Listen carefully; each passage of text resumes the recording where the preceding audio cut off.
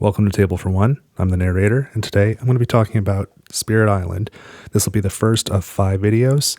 I've made a set of 5 spirits that I call Radical Adaptations, and the first one that I want to go over today is Outstretched Wings of Bitter Cold.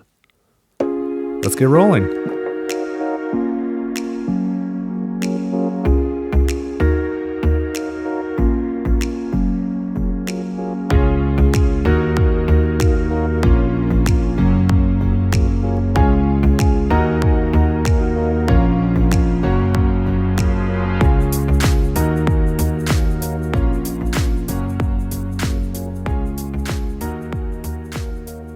All right, and welcome back. So again, I've made a set of 5 spirits for Spirit Island. This is my first time making any content for this game. And I call my set of 5 spirits Radical Adaptations.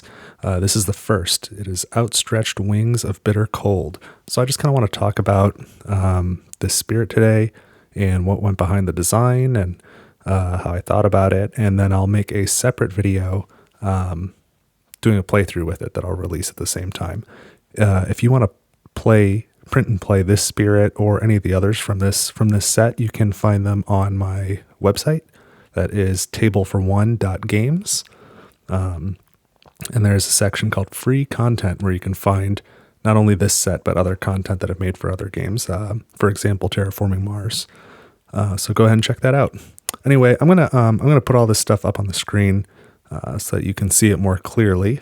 But this is Outstretched Wings of Bitter Cold. It is a moderate complexity spirit. And this is the first one that I made. I put a good amount of thought into these, and mostly let them rattle around in my head. First made them on a notepad file on my phone, and then turned them into Word docs, and then eventually, when I felt like I had them pretty close to nailed down, I put all the formatting together to make these spirit boards and cards, because that was fairly time consuming as well. And then I have play tested them all, but not a lot. So I can probably use some revisions, and they might be revised someday. But they've at least gone through some level of play testing. So for this spirit, I really wanted to. I was just really intrigued with the idea of doing something related to snow, and I understand that. Presumably Spirit Island is somewhat tropical in its location. There's probably not a lot of snow.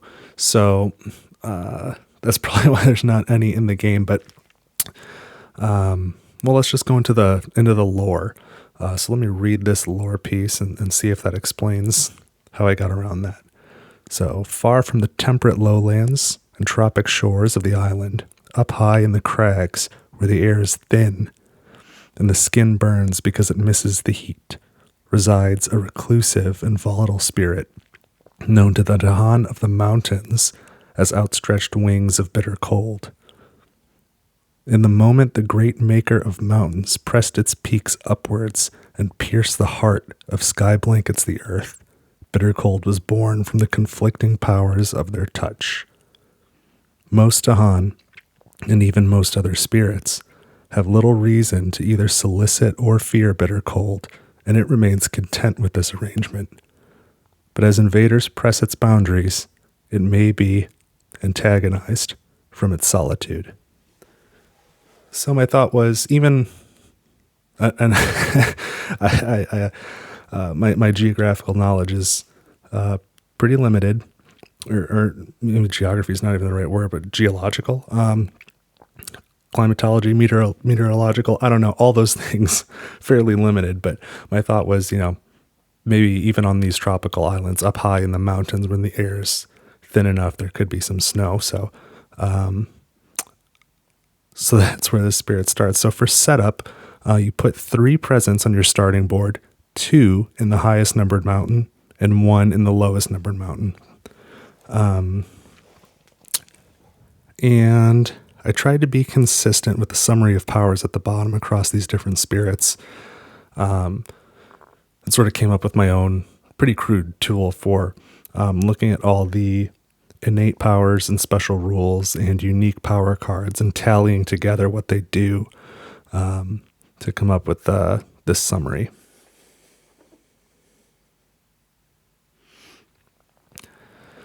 I won't read the play style. You can presumably pause it and read it if you like. For anybody wondering on the artwork, I am no artist, and so I used Wombo to generate these. And I think it's a good application for generative images, because I certainly couldn't have done it myself, but I also never would have paid anyone to make this art. It would have been very expensive. So I used some generative tools, and then I also overlaid some of my own work over it. Like there was no snow in this picture here, or there was, the snowy trees, but there was no snow falling, and so I added that on my own. So I did a little bit of editing, but I'm not skilled enough to make these images. So just in case anybody was wondering, so let's take a look at the play side of this card.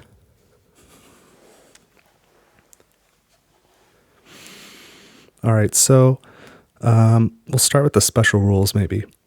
Icy talons roost upon the peaks. Your presence may only be added or moved to lands within range 1 of a mountain. So I thought that tied in thematically as well. Perhaps cold winds could come down off of the mountain peaks, but they couldn't spread very far. Again, because I'm assuming here, but I think it's a more warmer climate for the island and Spirit Island. And then the second special rule is a frailty from the frost during the time passes phase, and that's that's the phase where if there's any injured Dahan or invaders, you would go ahead and heal them. So during that phase, in all lands with your presence, where the only invader is a single explorer, you may push the explorer, and each explorer may be pushed with this rule only once per turn. So you can't keep just pushing them around a bunch of times. So again, if you've got any land with your presence where the only invader is a single explorer, you may push them.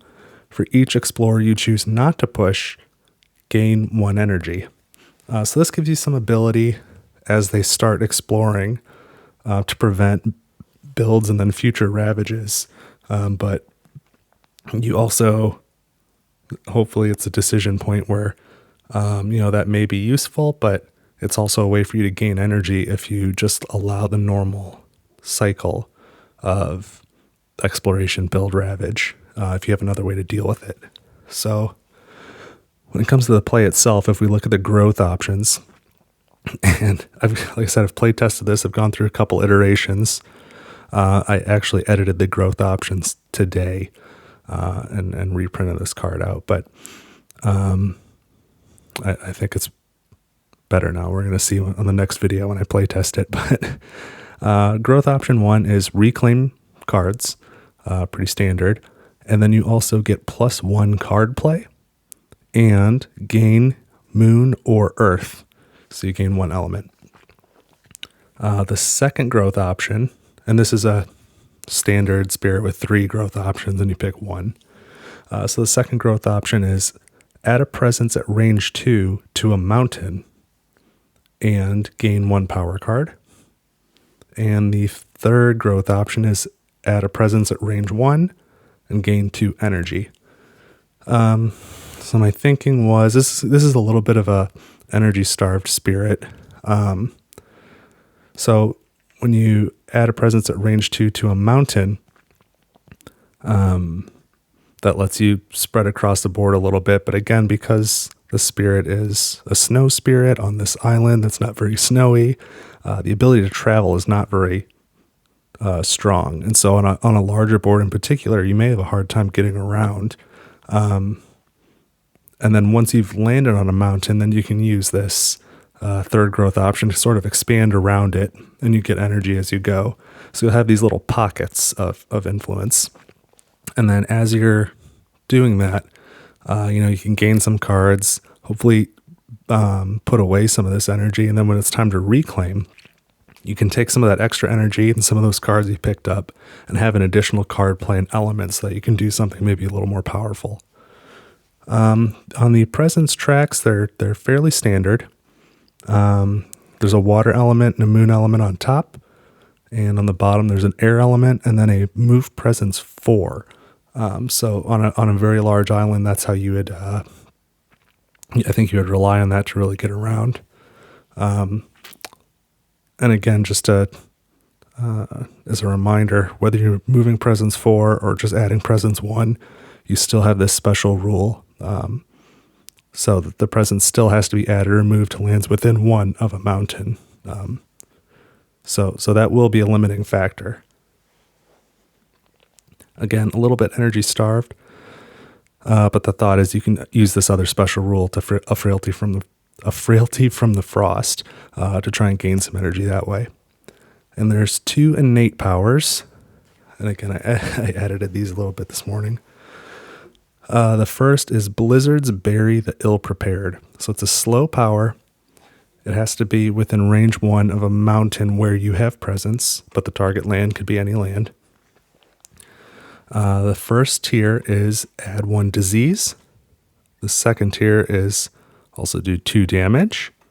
The third tier is 1 fear for each remaining invader, up to a maximum of 4 fear. And the fourth tier is 1 damage in each adjacent land with your presence.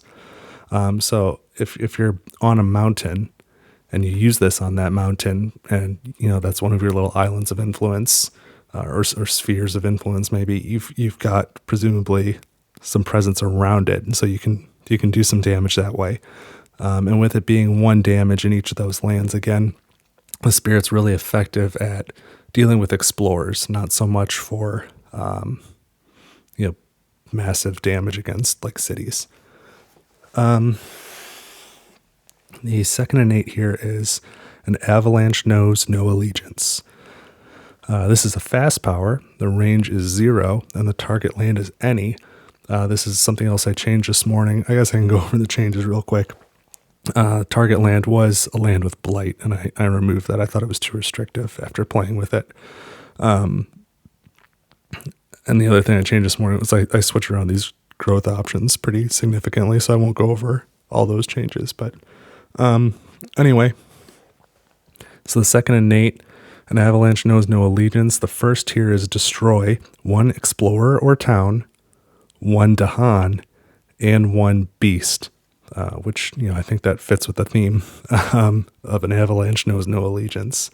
And I think, I don't know, an avalanche is a cool thing for a snow spirit to do, but you can't direct an avalanche, so you're going to hit everybody in that first tier. The second tier is destroy 1 invader, so that's pretty powerful. This 1 invader can be an explorer, a town, or a city, and it's notice both of those are destroy, it's not damage. So even if there's an event or something else that causes the invaders or cities or towns or something to have extra health, it doesn't matter. You destroy 1 invader regardless of how much health they have. So I think that's fairly strong. The third tier allows you to destroy 1 presence in the target land to repeat the power in the same land. And then you may repeat this power on any number of times until you no longer have presence in this land. So say it was a sacred site and you had 2 presence. You could destroy, conceivably, a town plus a Dahan and a beast if they're there, and then destroy 1 invader. That could be a city. And then by destroying a presence, you could then destroy another town and a city, if all that were there. So that is very powerful. This is the one big damage ability that the spirit has. But again, if there's Dahan or beast there, you're going to be damaging them too. So now that we've kind of gone over that a little bit, I'll go back to the lore side and read the play style. I think it'll maybe make more sense now. Easily repels explorers to the point where it can use them to gain energy. has a more difficult time dealing with towns or cities, and would much prefer adding disease to letting them build up, though it can deal massive damage when it's backed into a corner. And I think that that second innate demonstrates that. It's slow to get presence down, and range can be a limitation, especially on larger islands. Okay, put that there. And you start with 4 unique cards with the spirit. The first, and I'll have these on the screen again. The first is Unrelenting Glare. This is a 0-cost card. It's a slow power. Range 1, target land any. Push up to 2 explorers or Dahan. And again, I thought this was pretty thematic. It's very, with all the snow, even on a warmer island, the sun's going to be up. So there's going to be that brightness off the snow and off the ice.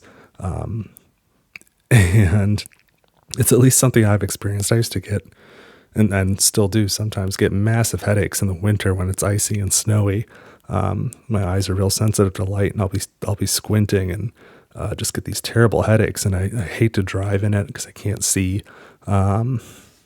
So that was a little bit of the inspiration behind this. And so the spirit, I'm sure you've noticed by now, but the primary elements are wind and water, and it uses some moon and some earth. But this one particular card has sun. It's relevant. So you can use that brightness to either push some explorers or push Dahan. And again, that's an example of dealing with explorers more easily. And because it's slow, that can be helpful to play so that, after the explore comes, you can easily use that to either prevent a build or to get Dahan where you need them to counterattack. The second unique power card is Snowed In by Impassable Drifts. This costs 1 energy. It has the moon, air, and earth elements. It's a fast power at range 0, target land any, and isolate the target land, add 1 disease. Super handy. So I don't know. I think it fits the theme. I think it's appropriately powerful. I think it's useful. The third unique power card for the spirit is Disturbed from Deep Torpor. This is again a 1 energy cost card with moon, water, and animal. It is fast, range 1 of a sacred site, and the target land must have invaders. You can either add 1 beast, or if beasts are present, 1 fear and 1 damage. And that 1 damage, again, is a demonstration that the spirit can handle explorers pretty well, but would have a tougher time with towns or cities. And the last unique power card is Gift of Preservation. So this is a 2 energy cost card. It is slow, and the target is any spirit. The elements are wind and water. So the target spirit may reclaim up to 2 cards. If you target another spirit, gain energy equal to the cost of the lowest cost power card they reclaimed. This one went through a couple iterations, but essentially you target somebody else, they reclaim 2 cards, and whichever of the cards is cheaper, you get that much energy, which can be a lot. If you're depending on who you're playing with and what stage of the game you're in, you pay 2 energy to play the card, but if they are able to reclaim a couple of majors, you'll at least make your energy back, if not quite a bit more. And its target spirit may reclaim up to 2 cards, so they might choose to reclaim just 1. They might have something very expensive, and then you get that much energy. So that's pretty cool, I think. So looking at all of the unique power cards that you start with, the sun and the animal elements are not really used for this spirit, but they're helpful to have perhaps for other cards. But you do start with a grand total of 2 moon, 3 air, 3 water, and 2 earth. And if we look at the innates again, both the innates use air and water, so you've got 3 of each of those on your starting cards. And then one of them, Blizzard's Bury the Ill Prepared uses earth. You start with 2 on your cards. And an Avalanche Knows No Allegiance uses moon, and you again have 2 of that. And so that's why on the growth option 1, when you reclaim, you can get an additional moon or earth, if that can help you to threshold one of those innates. So it's your choice as to which one. But again, I was hopeful that when you reclaim with an extra card play, plus an element, that'll help you unlock some of those deeper tiers of those 2 innates. And so on the presence tracks, unlocking a water or an air element is fairly simple, and those are going to be more universally useful for the spirit. And then because there's another moon element on the track, that's why the innate number 2 that uses moon goes up to 4. That's quite a bit of moon. Whereas the other innate that uses earth only goes up to 3, because there's not an earth element anywhere on the tracks. So that is Outstretched Wings of Bitter Cold. So if you would like to see me play through a game with the spirit, I'm about to do that. So I'll put a link in the description of that video as well. And again, this is the first of 5 spirits in my Radical Adaptations, I hesitate to say expansion, but group of fan-made spirits. So you can print and play, and you can find this one and the others on my website at tableforone.games. If you're still here, I wouldn't mind it if you subscribed, left a like, leave a comment. Let me know what you think about this spirit. Are you interested in it? Do you think you'd want to play it? Will you play it? Is it overpowered, underpowered? What do you think about the theme? I would love to hear all about it, so let me know. So yeah, I'm going to go play it. So thanks for watching Table for One, and I'll see you in the next video.